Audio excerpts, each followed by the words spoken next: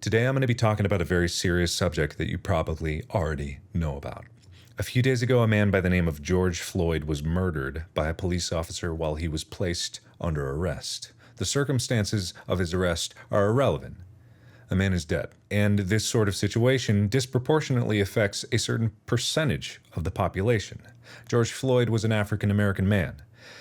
And there's a long, storied history of African American men and women being murdered or abused while being placed under arrest. This has resulted in numerous demonstrations, protests, and riots that have occurred across the country and centralized in Minneapolis.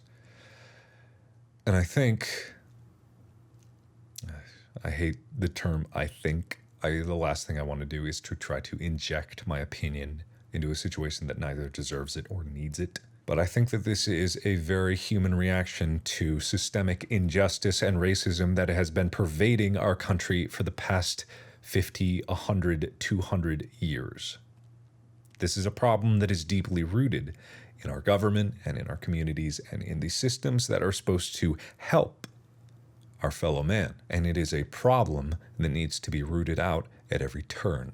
And it's always been a big point of mine to try to use my platform responsibly, to use my platform to steer people in the direction that I feel is right. In this case, there is very little gray area to debate about.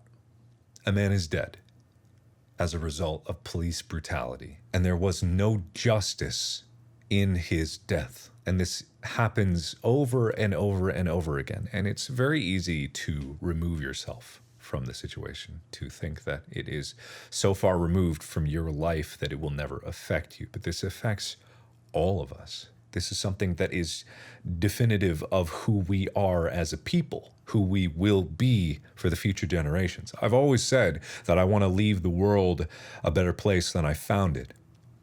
When I'm gone, I want the future generations to be able to enjoy peace and prosperity. I want that. But right now, we need to fight these injustices at every turn, because prejudice and injustice and racism runs very deep, and its roots are very thick. And if you don't cut it out, and if you don't stop it at every turn, it will always come back. And I think that the discontent is a result of that anger, of the deep-seated anger, of continually and repeatedly being ignored. Martin Luther King once said that riots are the language of the unheard, which means that when people are ignored for so long, they only have so many options to express their rage. And if there are problems that continually crop up and lead to these situations where justice is not served, then we need to change the systems that allow that injustice to happen in the first place.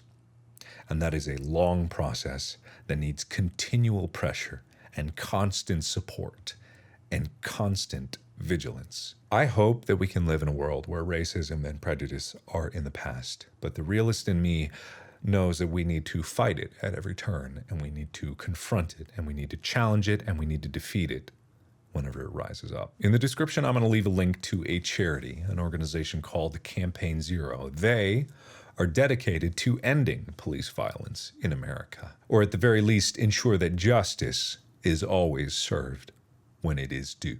I will be making a contribution to this charity, and I encourage you to do the same or contribute to many of the other causes that people are linking on social media, on Twitter, on various other sites, or other YouTube videos. There are many ways that you can help, even at the most basic of just letting people know that this is not okay, that we do not stand for this, making your voice heard. You can make a contribution to a charity, or you can spread the message about it and demand change be made from it. We are all in this together, whether we like it or not. We're all part of the same country. We're all part of the same world. And we need to start looking out for each other. Black lives matter. And right now, we need to fight this injustice.